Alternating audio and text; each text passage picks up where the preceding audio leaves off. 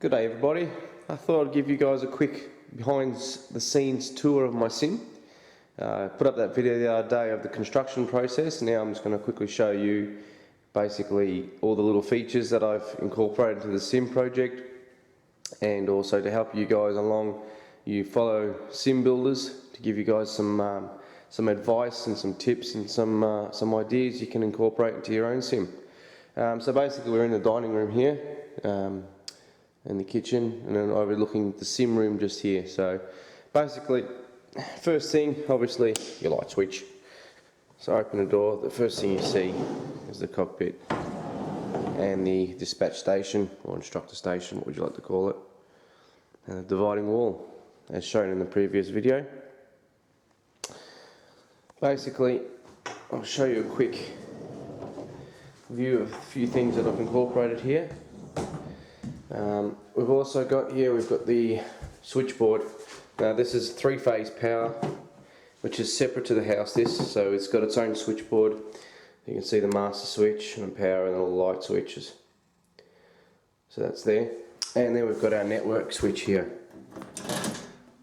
Okay, so that's our network switch there. So again, that's also separate to the house. And then basically, yeah, so this is the dispatch station where we set everything up. We load our flight plans, load our aircraft with fuel, passengers, V-route, we Vatsim and all that kind of stuff. We print out the flight plan down there from the printer, and then we go into the flight deck and fly. Now we've also got speakers outside here, as you can see, and they basically run through the dispatch PC, which will run the background sound. So once this is all closed off here, you'll be sitting in the cockpit and you can hear people boarding and all that kind of stuff behind you, cabin calls, all that kind of thing. So anyway, I'll show you behind the scenes here. So this light switch here, that basically switches on the lights outside there. So I need to work on the sim, it's easy to see. I'll just put my code in here. And that opens that up. And then basically, so now we're on the other side of the cockpit, of the sim wall. Okay, so here's a quick view of the projector screen, built by NatViz, supplied and built by NatViz. 220 degrees field of view. You'll see later the image is exactly all the way filling up to this line here. There's no shortage, it's all completely covered with image. Every single bit of it. Fantastic work by NatViz there. And there's your projectors there. Okay, so there's the cockpit. Now walking through here, this is how I've laid out my PCs. So I've got 3 PCs at this stage. I'm seeing how it runs with P3D 3.0 soon. If I'm struggling to get good frames, I might add another 2 computers for the wide view setup. And basically also what I've done here, I've added something different. I've added some custom, there are my power supplies there.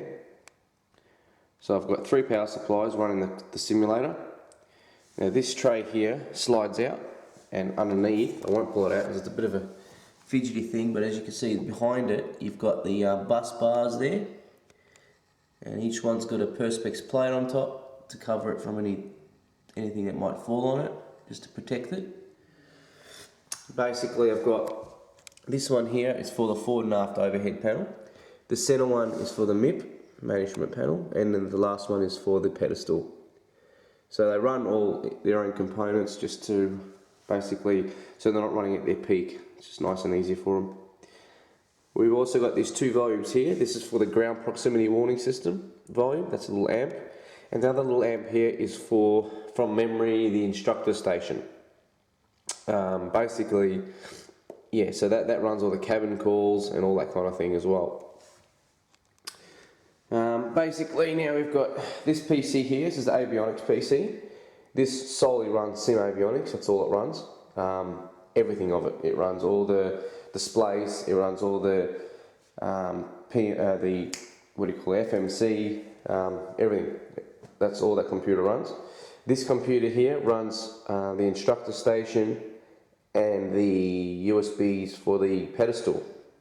So this one here's got the MCP, CDUs, MIP, all the sys cards from the overhead, all running on solely on that one PC.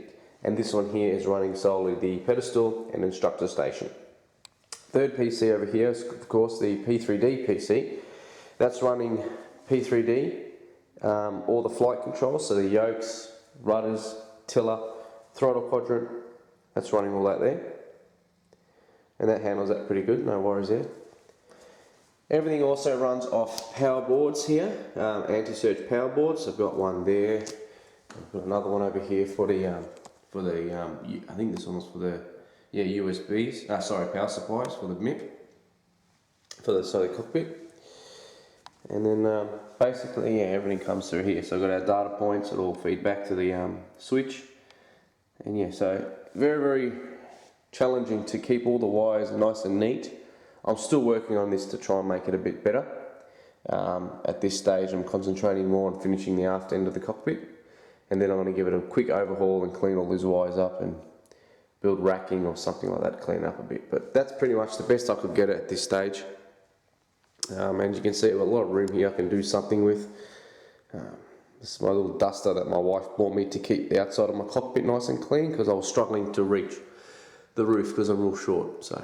But anyway, yeah, she's a doll thinking of me like that. So anyway, I'll show you how I switch everything on now. Basically, I always switch these power points off just to protect it from surge and all that kind of thing. Also, I've got the sound system here. This sound system here runs the cockpit sound, so the engine sound, sorry, from the P3D. So that's connected directly to that main PC. And the GPWS one, that's connected to the Sim Avionics PC. And again, the cabin calls amp is connected to the Sim Avionics, the dispatch PC. So I've got the three sound systems. Got the one for the P3D, the one for the cabin calls, and the one for the Sim Avionics, the ground proximity system. I've mounted some speakers up into here, so you hear nothing but, pull up, terrain, all that kind of thing, just coming from their cabin calls, from their seatbelt, attendant button call, all those kind of things come out from here. So you get that slight muffled sound when the back of this cockpit is all closed off. So anyway, I'll fire it up and I'll show you how I get everything going.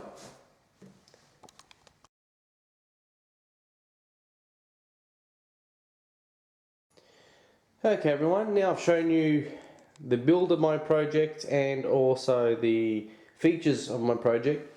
Now I'm going to show you how I switch everything on from complete cold and dark. So as you can see, everything's completely off. There's no image on the screen, nothing on the dispatch station. So I'll show you basically now how I switch everything on. So first thing you need to do is switch all the PCs and everything on. Okay.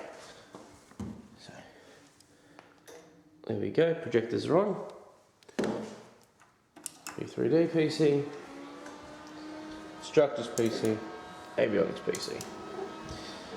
Okay, overhead, MIP, and pedestal. Okay, so cockpit's all fired up, PCs are firing up, that PC's firing up, projectors are doing their thing. Next thing we need to do is switch on the sound system. There we go. Alrighty. So that's doing everything it needs to do just there. Now I found when I was building my project or planning my project, I found I couldn't find anywhere on YouTube any video of how things are turned on from start to finish. Now I found it a little bit difficult to plan things. I found it a little bit difficult to plan things without that kind of knowledge. So I'm hoping this video can help people figure out the way they're going to position their PCs, position their cockpit, their monitors and all those kind of things to help them with their project. So this is why I'm doing those videos, just to help people out when they're planning their computer, planning their simulator projects, because believe me, there's a lot of thought that had to go into this process. But it was in the back of my mind, you know, that's what I wanted to do, so I do it. Alright, so everything's loading up. Now this thing here, this comes up from Bionics. This is really good software. This basically you can set up your aircraft completely. Ground power, fuel, doors, daytime, nighttime, your environment, so you know, your weather, or your wind setups and all that kind of stuff. You can also do custom weather. I haven't mucked around with any of that yet, but anyway. So what I think we'll do, we'll put us on the ground at Launceston, which is Tasmania, Australia, so we confirm that. And we'll go to runway 32 left, and we'll line it up and wait. There we go, so that's doing that. Next thing I can do is come over here and select Active Sky Next. This is really good software as well.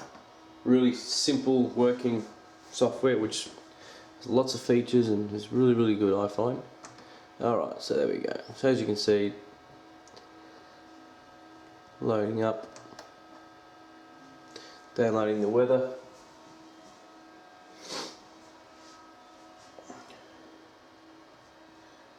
Alright. Also what I can do from here is connect to Vatsim. So first thing I like to do, go to vRoute, brings it up. There we go. So from here I can go to who's online. No one's online at Australia at the moment, but I can also go to my route here, set up my flight plan, print it out from here, go straight into the cockpit and go for my flight. So this is where I do all that kind of stuff as well. Alright, so as you can see, we've got our aircraft here at Launceston, and that's the weather 320, 16 knots. This is where I also connect to Vatsim. So normally what I would do, I'd load this up and then press connect. So with these three things done here, as you can see, we've positioned the aircraft, we've set up the tape, the time, all that kind of thing. We can connect to Vatsim, and we've also done our weather. Next thing would be all the flight planning, print off your flight plan and all that kind of thing. Grab it from there, and then straight away walk into the aircraft. Now, as you can see, this is the scenery that we've just created. We've basically created this virtual world from that station over there. So that's real weather at the moment in Launceston. It's a little bit foggy over those mountains over there. A little bit of cloud, not too bad. But that's 220 degrees field of view. Right there. As again, NatViz has done an exceptional job. You can't tell where one projector ends and the other one begins. Really good. Alright, so our weather's done. Our position of the aircraft is done. We can connect online. We haven't. I wouldn't connect online straight into the runway. Obviously, you're not allowed to do that. Flight plans would be done. This is when I would basically turn to the wife and say, babe, I'm flying away for an hour, so I get my peace and quiet. She doesn't care. She gets to watch her TV shows. Anyway, so next thing we can do is start flipping switches. There we go. We got some power. Everything's starting to light up. There we go. Next video would be, of course, of a flight, a proper flight, A to B flight.